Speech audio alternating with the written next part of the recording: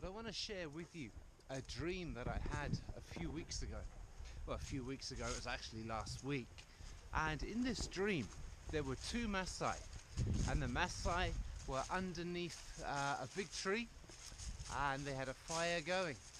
And in the dream, I was out on the savannah, and as I'm out on the savannah, there's the, what do you call it, all the lions are there, the wild animals are there.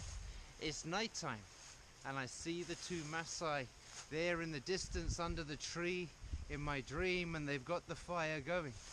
And this dream occurred a couple of times to me throughout the week.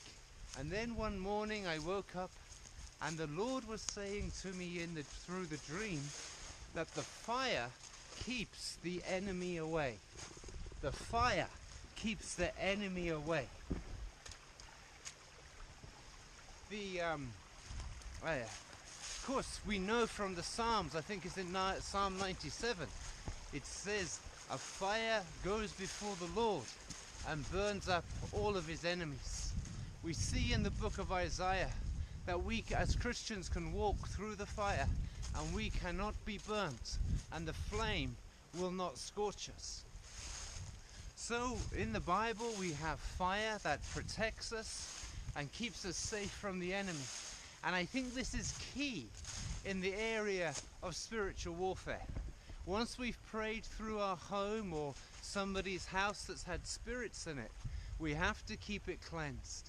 And we need to have the fire of God to keep out the demonic enemy, the spirits that would attack and possess the home. A few days ago I was in a house and I was praying in this lovely house. When I stepped into the house, immediately pins and needles down the side of my face and tingling. Felt extremely oppressed. Began to pray, and immediately then on the other side of my head there were like needles going into my head. So as I prayed, as the Holy Spirit led, it was for the fire of God to come and the fire of God to surround the house and for the glory of God to fill it. As soon as we prayed that prayer, whatever was causing the numbness and pins and needles, whatever was sticking into my head spiritually, immediately stopped, it immediately left.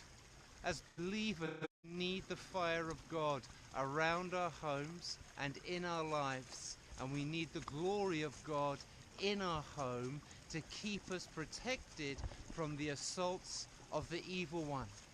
So if your house has just been prayed through for a blessing, maybe an exorcism, to keep the house spiritually cleansed and clean, then you must have and you need the fire of God to keep the enemy out.